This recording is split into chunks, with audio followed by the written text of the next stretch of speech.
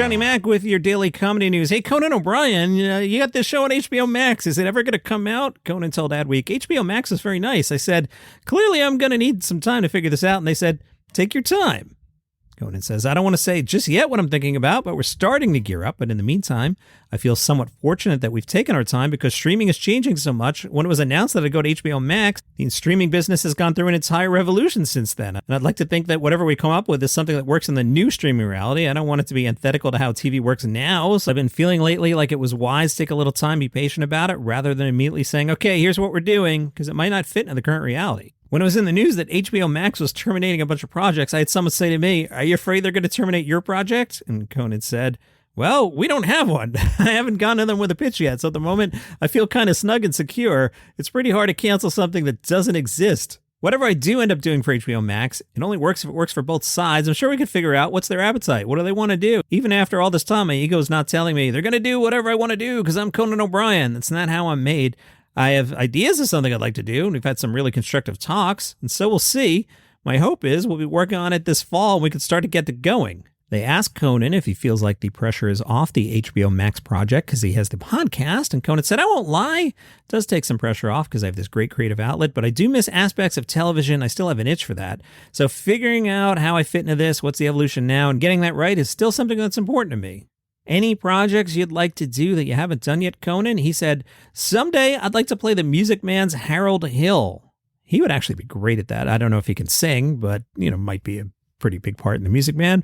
But just as a Harold Hill type, maybe I've watched the Simpsons monorail episode a few too many times. That's probably what's in my brain. I'd like to play the Music Man's Harold Hill. I really just want to do the You Got Trouble song. There was an opportunity years ago for me to possibly step in when there was a vacancy in The Music Man on Broadway. I was doing late night at the same time, and it became clear it wouldn't work. But man, if there's a world where I could come out, tag in, and do the Trouble song, I'm not sure I'm built for the whole musical. That would be my dream. Ed Helms has his new podcast, SNAFU, as I record this on, what's today? Wednesday, midday. Yeah, I do the weekends in advance sometimes. I got to watch football, guys. As I record this, it's number 86 on the charts, doing much better than I am. I can tell you how I'm doing. So there's a website, it's called Chartable. You don't get download numbers, but you can see how relatively everyone's doing. All right, it is 12:52 on Wednesday. Right now, Daily Comedy News is the number 18 podcast in the United States of America in the stand-up subcategory. And that's usually around where the podcast lands, plus or minus big news. And realistically, big news is either Dave Chappelle something or a comedian dies. Anyway, Ed Helms has SNAFU, and he said he's been enjoying the podcast space as a consumer. At a certain point, I just started wondering, I wonder if I fit in here somewhere. And there's no shortage of interview shows with celebrities talking to other celebrities. I really enjoy those, but I felt like I want to do something a little more unique. Ed, something is either unique or not. It can't be more unique. That's not how unique works, but I digress. He was then asked about The Daily Show. Ed Helms was a correspondent on the show one time. And I guess all the current and past correspondents are theoretically candidates for the show. Ed says, it's a really tough job. It does have a lot of requirements. I think one of the most important things is really genuine intellectual curiosity. Both Jon Stewart and Trevor Noah had that. And it means when you have an author on, you read the book. And when you have an expert on, you do the research on them beforehand. And when you have a genuine intellectual curiosity, it just means you're going to have meaty interviews. And of course, you have to have an amazing, spontaneous sense of humor. That's the kind of dressing on top of these meaty interviews. They're incredibly funny people that don't have a mind for satire. And that's the other thing it takes, a really wickedly smart brain for satire and then just an effortless charm. That might be the hardest thing, just having an effortless charm that allows you to get away with stuff like that. These are very big shoes to fill. I would not hazard a guess as to who might fill in at this point. Trevor has done a tremendous job. I really think he's carried the mantle amazingly well and even elevated it in some ways that are particular to him. I'm sad to see him go, but I'm very excited to see who jumps in. The Last Laugh podcast talked to Melissa Villasenor. You were one of several cast members who left SNL before the current season. Was it your decision to leave, or how'd that all go down? Melissa said, yeah, it was my decision. I gave myself a lot of time in the summer to think on it and kind of play out in my head. If I go back, at the end of the day, it was about my mental health. Last season, I had a couple of panic attacks. I was struggling. I always felt like I was on the edge of the cliff every week, and I was like, I don't want to be doing that to myself anymore. And it's not like the show was mean towards me or anyone, just how I handle things. I think I'm an introvert. When I'm in a big group of a lot of amazing people and everyone's speaking over everyone else, I tend to get small. I get nervous. Like, where do I fit? What am I supposed to do? That's how I was in high school, too. And so I think that's what caused it. And I was like, I think I'm okay. I don't feel like there's anything else I want to do on this show. I think I'm ready. There's something telling me I could just part ways.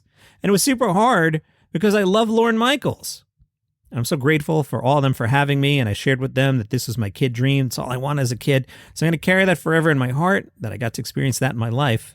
Does she watch the show now? I've noticed I'll still go online and watch certain clips. It's a little tough, I'm not going to lie. It's a little tough. What will you miss? I'll probably just miss that magical feeling of I'm going live with something that I love and I'm proud and excited to play. That magical feeling of I can't believe I'm on the show. What won't you miss? Probably the work schedule and that pressure of every week coming up with something and trying to share it with a writer and be like, hey, what do you think of this? And that feeling of I don't have time to help you with that. And somebody's already writing that, so you can't write it. A podcast recommendation for you. I was out for a run this morning and I was listening to The Tim Dillon Show with Yannis Pappas. As I always backpedal when I promote Tim Dillon. Again, someday Tim Dillon's going to step on the landmine and I'm going to be like, Tim Dillon, never heard of him. I never told you to listen to Tim Dillon. But until that happens, the Tim Dillon Show is very funny. The Yannis Pappas episode, they were talking about Jeffrey Dahmer, got a couple chuckles out of me. If you're new to the Tim Dillon Show, please understand he'll take an absurd position and defend it to the end of the earth, and it's very entertaining. I don't even believe Tim Dillon stands by the words of Tim Dillon, but if you're out for a run for half an hour and listening to podcasts at 2.3 speed, Tim Dillon Show with Yannis Pappas, good recommendation.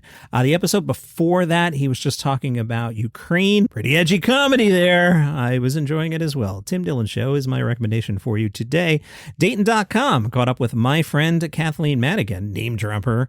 Kathleen stumbled upon comedy at an open mic night 30 years ago. She was a working journalist, went out with friends after work. Kathleen said, people are not funny at open mics. And I said, I can do better than that. I'm not saying I'm funny. I'm just saying I'm funnier than that guy. Comedy is saying what's in your brain. Her current tour is called Do You Have Any Ranch? What's that about?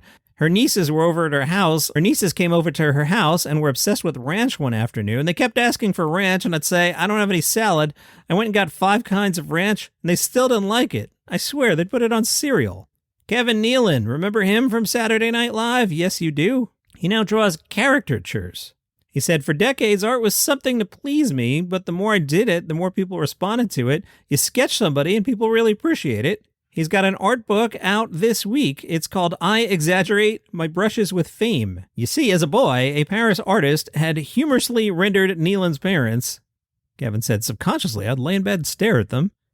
I was studying how to do caricatures. I could see what he did with my father's forehead with my mother's eyes. As the Washington Post did this story with Kevin Nealon, they talked to some pretty big people like Eddie Vedder, you know, lead singer of Pearl Jam. Yeah, that guy. Nealon drew Eddie Vedder, who says he's humbled by the portrait, which impressed him because this was one of the first times I ever saw one that I felt captured me. Vedder liked Kevin Nealon's attention to detail. The wool army socks I'm wearing, the Boy Scout shirt, my teeth. I have longer nails on my right hand for guitar picking, and he got that very subtly. Kevin Nealon said, art does bring people together. And that's your comedy news for today. Follow the show for free on Apple Podcasts or Spotify. There's an audio-only version on YouTube, and pushing that a little bit, trying to get the YouTube numbers up. So whatever floats your boat, and I'll meet you back here tomorrow.